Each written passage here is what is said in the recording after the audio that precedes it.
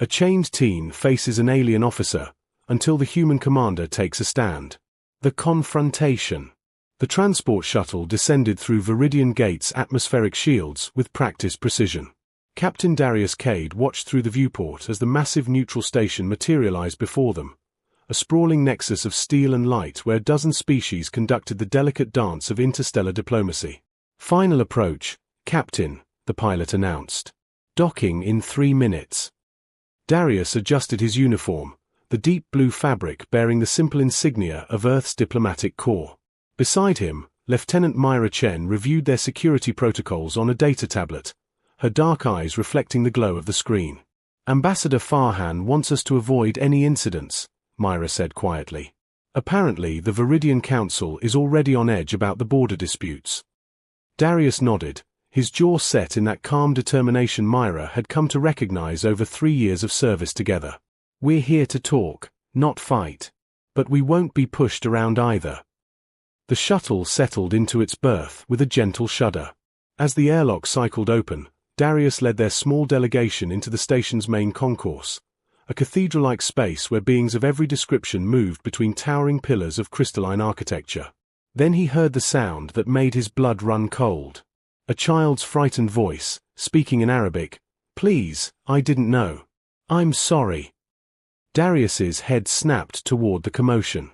Through the crowd, he spotted her, a young girl, perhaps 16, suspended 2 feet off the ground in shimmering blue restraint fields. Her dark hair hung loose around her face, and tears streaked her brown cheeks as she struggled futilely against the energy bonds. Standing before her was Officer Thekron, a towering alien enforcement officer whose segmented exoskeleton gleamed under the station lights. His translated voice echoed through the concourse, violation of Sector 7 curfew protocols. Mandatory detention pending deportation hearing.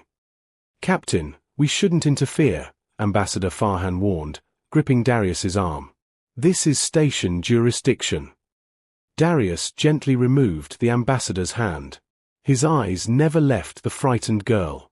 "Not anymore," he said quietly, and walked forward. The crowd parted before him like water. The stand. Darius's footsteps echoed across the polished floor as conversations died around him. Officer Thekron's compound eyes swiveled toward the approaching human, his mandibles clicking in what might have been irritation. "This matter does not concern the human delegation," Thekron stated, his voice modulated through a translation device at his throat. "Move along, Captain." Darius stopped 3 meters away, hands relaxed at his sides. His voice, when he spoke, carried across the silent concourse with perfect clarity. "I invoke the Covenant of Sanctuary, as ratified in the Treaty of New Geneva, Article 12, subsection 4. This child falls under protection protocols for non-combatant minors in disputed territories." The alien officer's antennae twitched. Station law supersedes your human customs. The juvenile violated clearly posted regulations. Posted in how many languages? Darius asked calmly. Was Mandarin included? Arabic? Hindi? The girl is 16 standard years, legally a minor by both Earth and Federation law. She cannot be detained without guardian notification and legal representation. Myra had moved to his left flank, her tablet now recording everything. Other humans in the crowd began pulling out their own devices. Darius noted the shift: witnesses, evidence, public record. These were humanity's weapons in places where plasma rifles were forbidden. "Your protocols are irrelevant here," Thekron insisted, but uncertainty crept into his tone. "She must face station justice." "Then station justice will be witnessed," Darius replied. He finally looked at the girl, switching to flawless Arabic. "What is your name, daughter?" The girl's terrified eyes met his. "Noor. Noor Ashraf." "Noor, listen to me carefully. You are not alone. You have done nothing wrong. Do you understand?" She nodded, fresh tears spilling down her face, but some of the panic left her expression. Darius turned back to Thekron, his voice dropping to something harder, something that made even the towering alien take half a step back. "I will not move. You will not take her. If you wish to proceed, you will have to explain to the Viridian Council why you chose to create an interstellar incident over a child who got lost." The silence stretched like a drawn blade. Ambassador Farhan looked pale. Myra's hand hovered near her communicator, ready to call for backup. Thekron's segmented fingers twitched toward the control device at his belt. The restraint fields hummed louder, tightening fractionally around Noor, who gasped in pain. Darius didn't flinch. He simply waited. Finally, a new voice cut through the tension, an elderly Viridian administrator hurrying across the concourse, robes fluttering. "Officer Thekron, stand down. I have reviewed the access logs. The Ashraf family has full clearance. This is a misunderstanding." Thekron's mandibles worked silently. For a long moment, Darius thought the officer might refuse. Then, with visible reluctance, Thekron deactivated the restraints. Noor dropped into Darius's waiting arms. The turning point. Noor collapsed against Darius's chest, her whole body trembling. He caught her easily, one arm supporting her weight while his other hand gently steadied her shoulder. She was so young, so fragile, all sharp angles and nervous energy wrapped in fear. "Easy now," he murmured in Arabic, his voice soft as rainfall. "You're safe. I've got you." Her fingers clutched at his uniform jacket, and he could feel her heart racing like a trapped bird. Around them, the crowd began to disperse, uncomfortable with the raw emotion on display. But Darius didn't move. He simply knelt slowly, bringing himself to her eye level, keeping his movements calm and predictable. "Noor," he said gently, "look at me." Her tear-filled eyes finally focused on his face. He offered a small, reassuring smile. "Can you tell me what happened? Take your time." She swallowed hard, her voice barely a whisper. I was looking for my parents. They were meeting someone in Sector 7. I thought I could find them, but everything looks the same here. The signs." She gestured helplessly. "I couldn't read the signs. Then the alarms went off, and he." Her gaze flickered toward where Thekron still stood, watching them with unreadable alien eyes. Darius nodded slowly. "You did nothing wrong, Noor. Nothing. Do you understand me? You are a child in an unfamiliar place. Any failure here was not yours." Behind him, Myra approached with her tablet. "Captain, I've located her family. Sector 4, diplomatic housing. Her father is Dr. Kamal Ashraf, xenobiology consultant. They've been cleared for station access for 3 weeks." "Thank you, Lieutenant."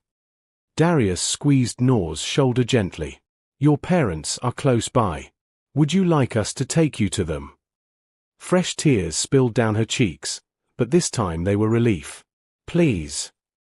As Darius helped her stand, supporting her still shaky legs, he noticed something that made his jaw tighten. Red marks encircled her wrists and ankles, burns from where the restraint fields had gripped too tightly. Thekron had been hurting her. He looked up at the alien officer, and for just a moment, let his carefully maintained calm slip. What Thekron saw in those human eyes made him take another step backward. "Officer," Darius said, his voice deceptively quiet. "In the future, when you encounter lost children, you might consider that compassion serves justice better than cruelty. We'll be filing a formal complaint with the Viridian Council." He didn't wait for a response. With Noor tucked safely against his side and Myra clearing a path ahead, Darius guided the girl through the station corridors. She leaned heavily against him, exhausted. The resolution. The residential sector of Viridian Gate was quieter, designed with soft lighting and subdued colors to ease the culture shock of diplomats far from home. Darius kept his pace measured, aware of Noor's exhaustion with every step.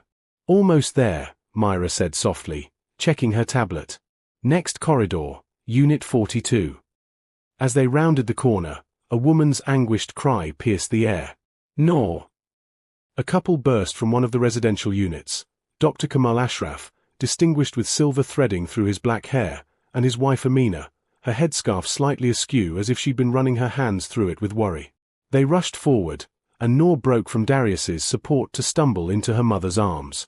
The reunion was a tangle of Arabic endearments, tears, and desperate embraces. Amina held her daughter as if she might disappear again, while Dr. Ashraf's hands trembled as he checked Noor for injuries. When he spotted the burns on her wrists, his face darkened with fury.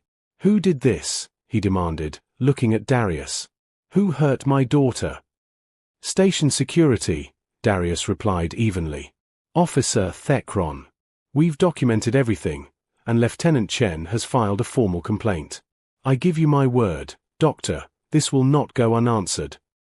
Dr. Ashraf's anger seemed to deflate, replaced by overwhelming gratitude. "Captain, how can we thank you? If you hadn't been there—" "No thanks necessary," Darius interrupted gently. "Any decent person would have done the same." He glanced at Noor, who was now seated between her parents on their residential unit sofa, her mother applying medical gel to the burns. "Take care of her. And please, if you need anything during your stay here, contact us immediately." As they prepared to leave, Noor's voice stopped them. "Captain Cade." He turned back. The girl had risen from the sofa, steadier now, and there was something in her eyes that hadn't been there before, not just gratitude, but a fierce determination. "Thank you," she said in English, her accent thick but her words clear. "Thank you for seeing me. For not looking away." Darius felt something tighten in his chest. He nodded once, a soldier's acknowledgement, then led Myra back into the corridor. They walked in silence for several minutes before Myra spoke. "That was dangerous, you know. Farhan is probably composing a reprimand right now." "Let him," Darius said quietly. "I'll take 100 reprimands over abandoning that girl to whatever Thekron had planned." Myra stopped walking, forcing him to turn and face her. In the soft corridor lighting, her expression was unreadable. "You know what I admire about you, Captain? You never hesitate. Not when it matters." There was something in her voice, something beyond professional respect. Darius suddenly became aware of how close they were standing, of the way her eyes held his. "Myra." "I know," she said softly. "Chain of command. Regulations. I know all the reasons why we maintain distance." She paused, then added almost to herself, "Doesn't make it easier." The moment hung between them, fragile and dangerous. Then Darius's communicator chimed, shattering it. "Ambassador Farhan, demanding a debrief." "Duty calls," Myra said, stepping back, her professional mask sliding into place. But as they walked toward the diplomatic offices, her hand brushed his, brief, accidental, electric. Darius didn't pull away. The ripple. 3 days later, Viridian Gate hummed with whispered conversations. The incident had spread through the station's networks like ripples in still water, humans discussing it with pride, other species with varying degrees of concern and fascination. In a Canthry trading lounge, merchants debated, "Did you hear how the human captain challenged Thekron without drawing a weapon? Just words and conviction." At a Viridian administrative gathering, officials argued, "This sets a dangerous precedent.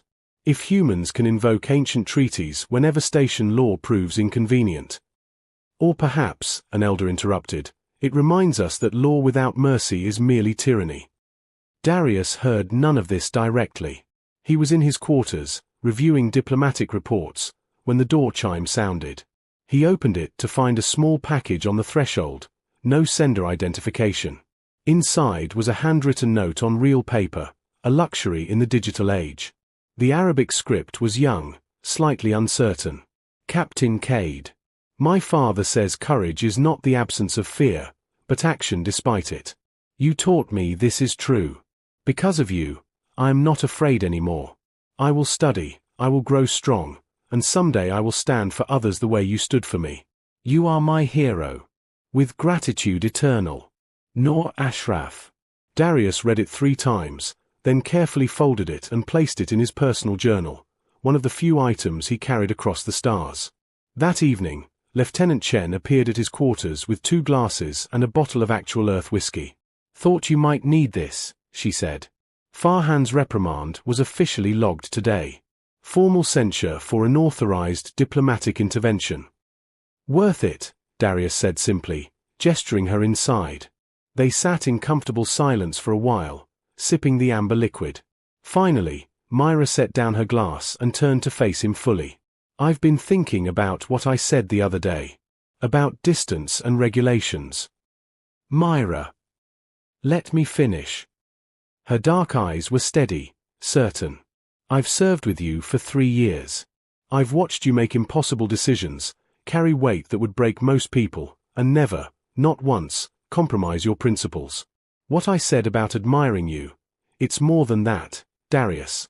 It's always been more. He should stop this. He should reinforce the boundaries, cite the regulations. Instead, he reached out and gently took her hand. I know, he said quietly. I've felt it too. Tried to ignore it, tried to convince myself it was just professional respect.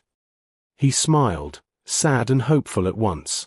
I'm not sure I can anymore. Then don't. Myra moved closer, her free hand rising to touch his face. We've both spent too long choosing duty over happiness. Maybe we can have both. When they kissed, it was gentle, a beginning, not a conquest. Years of restraint and unspoken longing finally given voice. When they parted, Myra rested her forehead against his, both of them breathing softly in the quiet of his quarters. No regrets, she whispered. None, Darius replied. Not about this. Not about Nor. Not about any of it. Outside, Viridian Gate continued its eternal rotation, home to thousands of species navigating the complex dance of coexistence. And somewhere in those corridors, aliens whispered about the dangerous human trait they'd witnessed. Not violence or conquest, but something perhaps more threatening to empires built on power. The absolute, unshakable conviction that some things, the innocent, the vulnerable, the defenseless, were worth any risk, any consequence, any sacrifice. In his quarters, Darius held Myra close and understood that this too was part of humanity's nature. To protect, to connect, to love fiercely and without apology. To stand against darkness, and to find light in each other. Lessons. True courage is not measured in weapons drawn, but in the willingness to stand alone for what is right when all others choose silence. The greatest strength lies not in dominating others, but in choosing compassion when power would be easier, for it is mercy that defines civilization. Love, like justice, cannot be commanded or controlled. It grows in the spaces between duty and desire, asking only for the courage to embrace it. We are remembered not for the battles we won through force, but for the moments we chose humanity over convenience, connection over isolation, and protection of the innocent over preservation of comfort.